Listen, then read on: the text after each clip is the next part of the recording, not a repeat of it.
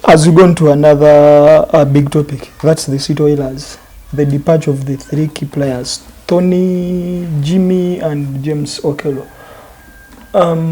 How shocking was that?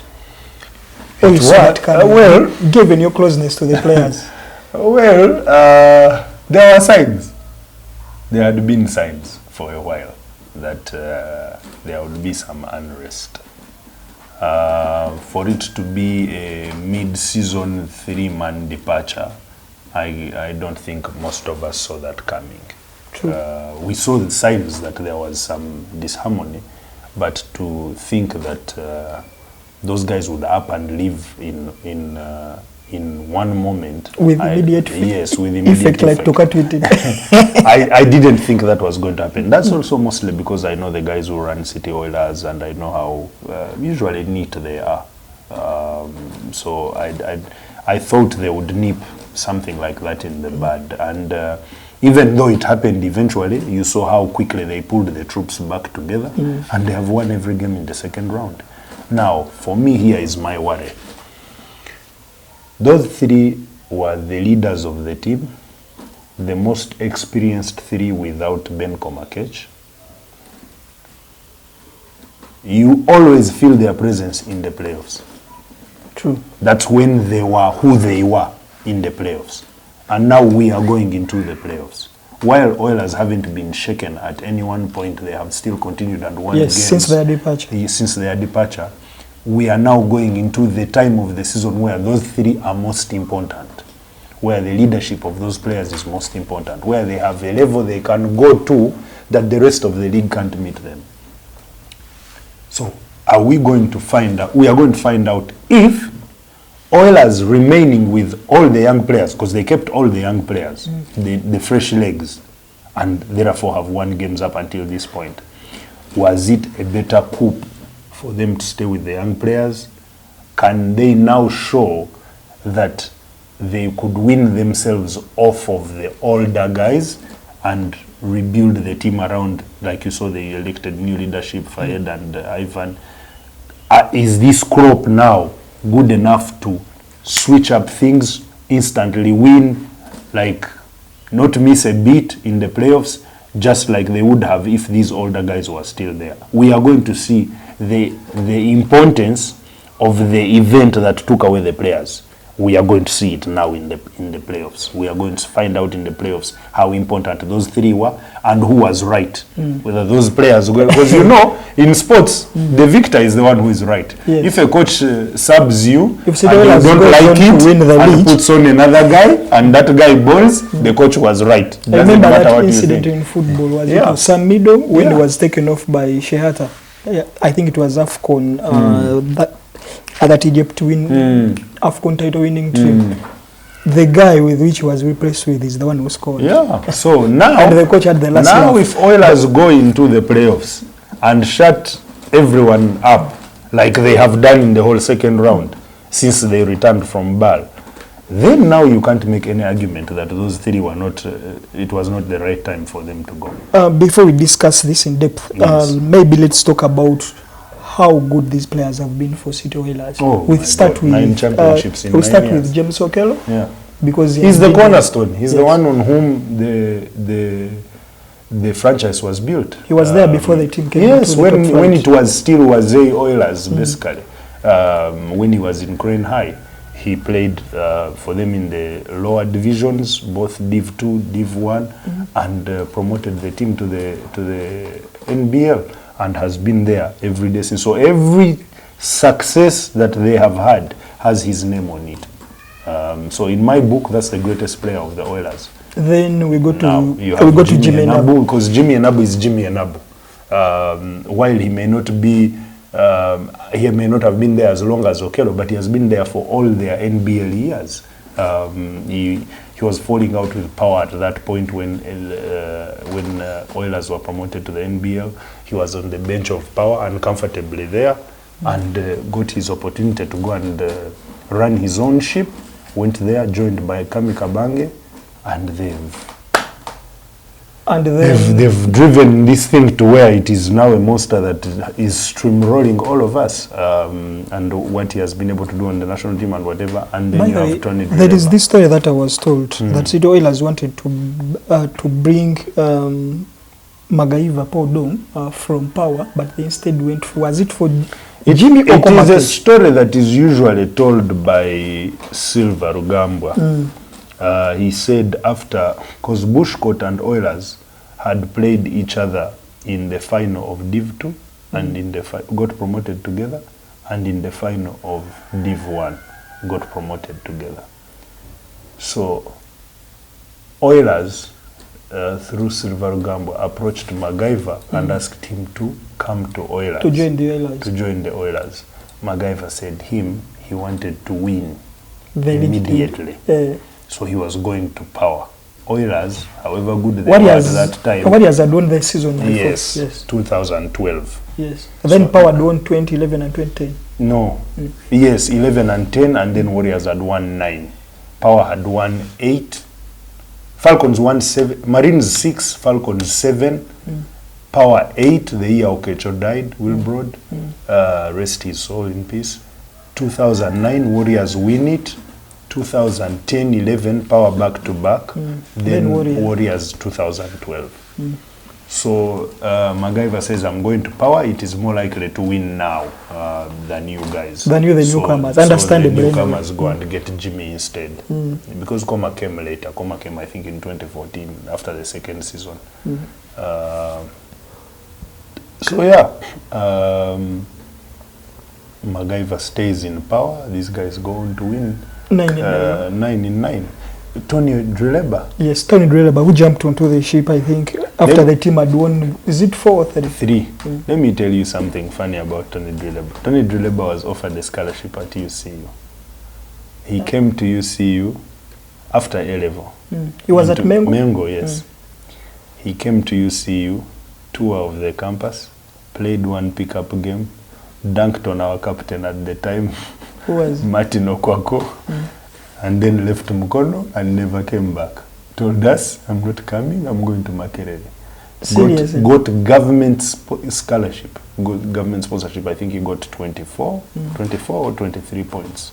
At that time, the points were still in above 20. And he said at Makerere? Yeah, he went to Makerere on and government. Then joined Abacode. Then joined Abacode, played until he was ready to make the NBL jump. What's this? So he's the guy who took a bet on himself. Yes. And he has always known how good he was. He's always been ahead of his peers and his generation. Great player. And it speaks to how all three have gone on. All three have at some point captained the national team. Tonny in the past 2 seasons has been the best player in the division. Yeah. Many times. Many times he has stepped up big time in the playoffs. He has decided so many playoff games. Even games when he was injured, he still played big, like that final against UCU. I think it was 2022 or 2021. 21, but the games were played in 22. No, 19 to 20, actually. Albert, let's try to address the big elephant in the room, because I tried to ask Grace Quizzer this when I was at him, asking him what exactly happened with these 2 players. Of course, I knew that he was not going to give me the answer that I wanted. Everything he gave me was political. What did you hear? I mean, if the manager of the team cannot tell you what happened, or what he tells you, maybe that's the story. No, but you can hear the personally, I also don't know exactly what goes on in the club. But I think the players had some misgivings. I think those misgivings had to do with so much more than just, people always say it's money. The few players I talked to, it seemed like their craft. In line with the minutes at Ball? Yes, minutes at Ball. They felt like they were being played very few minutes as opposed to the guys who were playing ahead of them and the production they were making. I actually did talk to one player who said that during training camp, in the lead up to the BAL games, they were playing so well in practice. They were beating up on some of the American imports that had come in. They played some friendly games where they actually put up big numbers, a number of them. but they were surprised that the tournament started and suddenly a coach who was playing them heavy minutes in their friendly matches leading up suddenly seemed like he had no authority to play them. And that's something that seems to have pissed off the players. But also some people claimed that there were promises that were unfulfilled that I don't know. I have no way of knowing. But yeah, it's always very difficult if you're on the outside looking in with these clubs to know exactly what it is. I'm trying to add the dots because we all know the relationship between City Oilers and Sports Club Villa. The football team, both have the Mandela connection, and then when you see such things happening at City Oilers and then they are now happening at Sports Club Villa, key players are leaving because the team management has not lived to their promises. I would like to give the benefit of the doubt to the basketball guys because the Mandela group on the football side, I don't. Is that a different? Like that. I think it is Omar, chairman. I think he has a track record of doing things well. So what has happened this time, I have absolutely no idea. But I've had an echo that is something that has become a bit of a habit in sports in Uganda. Every time a player complains about a financial promise that wasn't fulfilled, suddenly they are accused of indiscipline. I don't know if you have noticed. It has happened a lot of sports in Uganda, not just football or basketball. But for me on the basketball side, because I've worked with those guys for 10 years now in the national team, I have always known them to be able to follow through. So I don't know what has changed at their club, and that's what confuses me. Knowing what I know about them in the national team and how we have worked together and what they say now. They had G's or the players? They had G's, knowing what they say now. So you see, if you are like me, you're trapped between two groups. The players tell you what they tell you. And you know these players. Those three that left the club, they are some of the most disciplined players we have ever had. So you have almost no reason to doubt them. But also you've worked with these guys in management, and you trust them. You know who they are, what they do, how they do what they do. The things you have done with them for many years. So it's a matter of choosing your poison. You have to choose your poison wisely on who to believe, because both sides are giving you what their side of the story is, and your past relationship with them is that they have always been believable at the things that they have said to you. And so it's a thing of, from the outside looking in, it's tough to make decisions on where the coin flips. Haji has, I don't know how true this is, but he has told some of the guys, those who care about City Oilers, that they might be adding one or two players in the playoffs. I don't know how that works, because initially I saw some of the competition rules. I don't know how they have been changed. I don't know whether they have been changed, that a player cannot come and just play into the regular and just play into the playoffs before having minutes in the regular season. I think that used to be the rule. I think it changed at the end of like a season or two ago. Because there was always this, in the law they call it a lacuna, but plainly speaking, it's a loophole. What happens if I sign Brian Kawalia at the beginning of the season? Brian Kawalia gets injured in practice before the season begins, and cannot play until the second game of the playoffs. Do you tell me that I can't use him because he did not play any minutes in the season? He was injured. So what happens if I sign Opong and he has a job somewhere that is giving him more money? He's not playing basketball for a club, so the lock is valid. So what happens if I have that player on my roster the whole season and he doesn't show up all season, he shows up in the playoffs? He's my player. I registered him at the beginning of the season, and there's no other club in the world that has his signature. It's just me. I have waited up until this moment. Now I feel I need him, and I ship him in. So from what I know, I think Oilers have 3 names on their roster: Robinson Opong, Brandon Sebirumbi, and Petty. Parish? No. Is that Parish? It's Perry. Yeah, Petty. Yes, Perry. Petty Perry. So that guy, if any of those guys show up, they're a big boost. It's going to be another. It's going to be a different ball game, actually. And you know, Haji is not going to He's not going to put himself in a position where he might lose this season of all seasons. That's one of the most competitive people I know. So he is going to do everything possible to try to bolster that team to win a championship this But year. in the event that they don't beef up that squad, and That squad is still as good as any. Yes, like they have showed in Yeah, they have showed us. Yes, with the likes of Ben Komakic local people putting up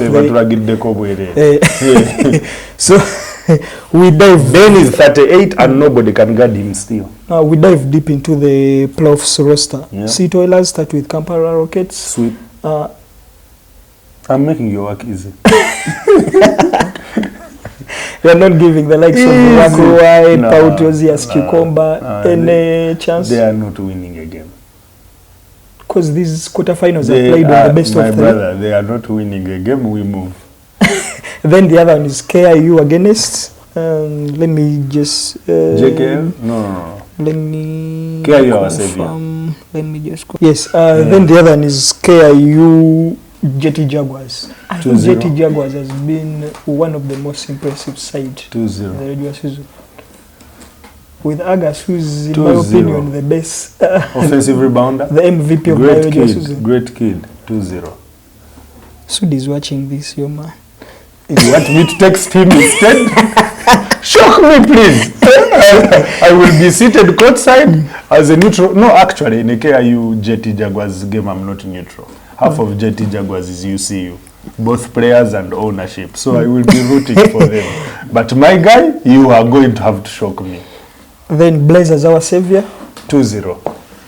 Our savior or Blazers? 2-0. Come on. Blazers are pretty consistent. Yeah. But our savior will compete. Will compete for sure. Then the other one is Moses Mugisha is not walking out of there without averaging a double-double. So then the other one is KCCA Panthers against UCO Cowboys. That is very, very, very competitive. It could go either way. Obviously, it's a 4-5. Yeah, it's a 4-5. It can go either way, but also on paper, UCU would be seen as the favorite. But KCC beat them twice in the regular season, home and away. Both close games. Yes, you can say both close games. You can say UCU got a technical at the end of the game. Yeah, technicals are born out of pressure. So that series could go anywhere. It's very difficult to decide. But of course, I will be biased and say UCU. What has impressed you most about this KCCA team? Experience. Toughness. Those guys are tough. Emmanuel Odonkara, Emmanuel Okumu, Julius Otweo, Caesar, Ojo, Stephen Otoa. Those guys are tough.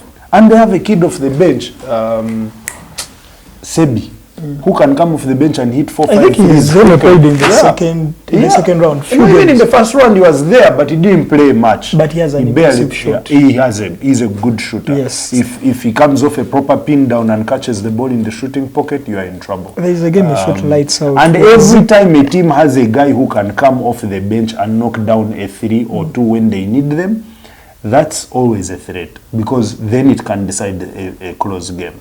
And I think the other thing is that Shaggy, Coach Raymond Mumuze, is working with about 4 players that he has worked with. He's a good coach. Especially at he sharing. has worked with them at sharing, but also some of them are even in his age group. So they have a very good relationship. They communicate very well. But the best thing about that KCC team is that they play for each other. They are tough, they play for each other, everyone is willing to get their hands dirty, and they are committed. If you are going to beat them, you are going to beat them on talent, but you are not going to beat them on scrapping. Yes, you can't scrap them out of the game. If Stephen Otoa was a better free throw shooter, they would be an even scarier team. But they are not, because of a few things like that.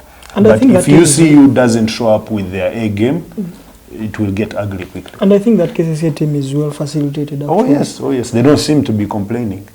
So, but for me, it's UCU's series to lose. They have to show up and play with a chip on the shoulder that you lost 2 games to this team last season. So now you cannot underestimate them. They have given you 2 warning signs. So show up with your A game. If you don't, you'll be back to school quickly. What exactly do they have to do?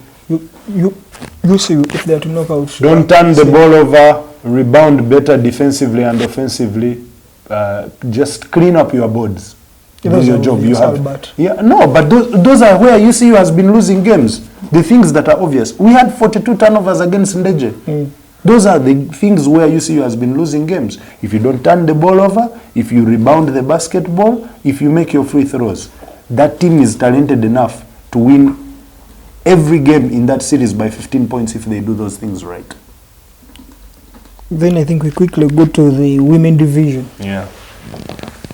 No surprises, but Nabi Sunza surviving relegation on the last day of the season at the expense of YMCA and the Damsters. YMCA got relegated the day they walked over games at the beginning of the season. They were always going to need to win much more than their competition because they had put themselves in a hole of those two walkovers. But they had given themselves a fighting chance, I think, after claiming some good wins, but loss on Saturday against Navisunza. But that's the problem. Now you are going into these deciding games at the end of the season, having to do twice the work to survive, twice the work as Navisunza to survive because of mistakes you made at the beginning of the season.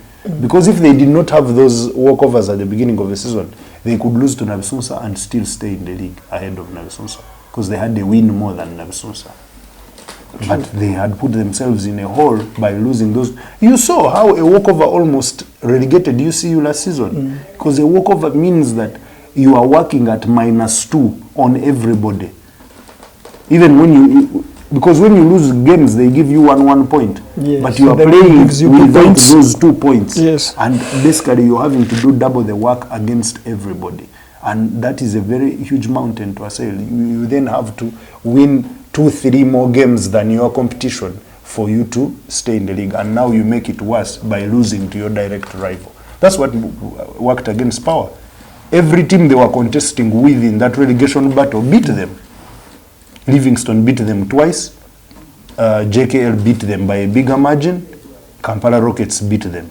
So it becomes very difficult for you to get out of that ruckus. Yes, sir, but we've repeatedly said that this JKL heads and shoulders above everyone. But the competition in the women division nonetheless remains tight. Yes. Like you can comfortably say that about 6 teams can go for the title.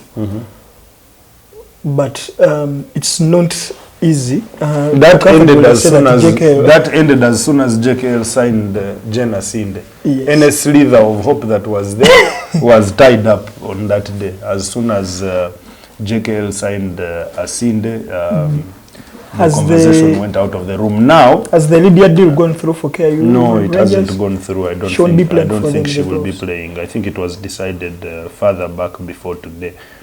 She won't be playing for them in the playoffs. But even if she was there, and I love Lydia, she's an amazing player, it still doesn't answer questions at certain other positions for that KRU side. They still have a lot of other questions that they need to answer, questions that UCU really exposed. And KRU tried to come back in the game at the end, but those things still worked against them.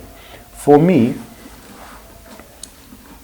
as currently constructed, this might be the best team JKL has ever assembled. And that's mostly because Jen Asinde the current Jen Asinde, not the one who was before she left. This current Jen Asinde is better than any player we have had in the NBA. By the way, is Flash coming back? Very long time. I have no idea. But I can tell with or without her. I can tell you that with or without her, they will still sweep UPDF. They'll probably still beat whoever comes out of the other semi-final. Let's talk about the other 4-5 between KCC and JT Lady Jaguars. Initially, especially after the first round, you couldn't give JT Jaguars a chance, JT Lady Jaguars a chance. But their improvement in the second round, and of course coupled with the poor performances by KCC, leaves that one open. Yes, it leaves it open. Sarah Ageno seems to be back to full health. She's playing heavy minutes for them again. They seem to have figured out how to use their big pool of guards. They have a really big pool of young athletic guards led by Rod and Luth Retaru, who are now some sort of veterans. You have Brenda Kayaga, who's one of the best shooters in the league this year. right up there. You have Priscilla Nambogo playing really well in her first season in the big teams outside of Nabsunsa. You have a lot to see there. Mai Nabosa is back to consistent basketball because she had some injuries in the and then the emergence of Mercy. And yes, and the emergence of Mercy. Mercy is getting 20 rebounds a game. She leaves nothing on the glass. And the reason I keep talking about rebounds, the margins of error between these teams are so small that grabbing 2 defensive rebounds changes the ante. That turnover at the end of the game against Nabsunsa by Abigail Mpoza had almost cost them the game because Kula Jack missed a layup. If she makes that layup, Stormers win by 1 and it's a different conversation altogether. So for me, who changes as much as Jen changes takes a lot out of the competition. And you feel that Mercy and Sarah might have a field day given that cases will be without Martha Soig. I think this is going to be like the third time she's out because of personal issues, maternal leave. Yeah, I thought it was the second. Is it the third? Maybe. I wasn't because I remember, it should be the second because there was a time when she pulled out when UCU won that therapy. That one I remember. I think that's a game changer for KCC, both for the leadership she presents and the physicality on the court, the experience and the physicality on the court. What do you think? I think it takes a lot out of them. I think JT win that series. What do you think that Coach Roger Serunyogo should do? What adjustments, given the KCC that we saw in the first round, where do their chances fall? Their guards have to perform. Between those two, Morina Modinga and Perus Nyamwenge have to really perform. Sylvia has never been a big time scorer. She runs the offense, but she also has to do better defensively. Offensively, she's okay. She passes the ball. She runs the offense. There have been some selfish possessions. I think if you saw some forced drives where you could have kicked the ball to the corner or something. But those are little things that a veteran player should be able to figure out. For me, production is the most important thing. If they can get production from their 2 star players and if the bigs that are available to them do the bare minimum that is expected of them, I think they will compete. But ultimately, especially the size of the internal work of Ageno and Mercy, Batamliza is going to be a challenge for them. And then Margaret Vagala. I normally have the issues with Franklin, but even Maggie putting up the scoring numbers, Kaweli has failed to get satisfaction from Maggie's performance. It's a thing of expectations. What do you expect from her? What are your expectations of her? Is she meeting those particular expectations? You have to give players like Bagara, players like Maseva Tamliza, you have to give them some grace. By grace, I mean you have to understand that basketball is not their go-to sport. They are in this basketball sport because they could play it, because they have the fitness to be able to play on both sides, because maybe they love it, but it's not their prime sport. So you are not going to expect of them the same thing. You are not going to expect of Maggie the same things you expect of most guards at the 2 and 3 position. She won't be able to do them. She's not a great ball handler, but she can score the ball. She grabs rebounds. She will beat anyone to a loose ball. And those are the things you expect of her. Just play hard, execute when you are given the opportunity to, and everything else will fall where it may. So your predictions are JKL, UCU, JT, and KIU Rangers. Yeah. Then from there after? The semi-final is UCU, JKL, KIU, JKL, JT. Finals UCU, JKL. JKL champions. Yes, it's been a good show from where we started way back. And I've got to thank my good friend Albert Ahabwe. I think I should even add this, that we've shot this from his office in Chaliwajala, and I think we've not had anyone who have given us an office, but we've got to give him such good credit. See you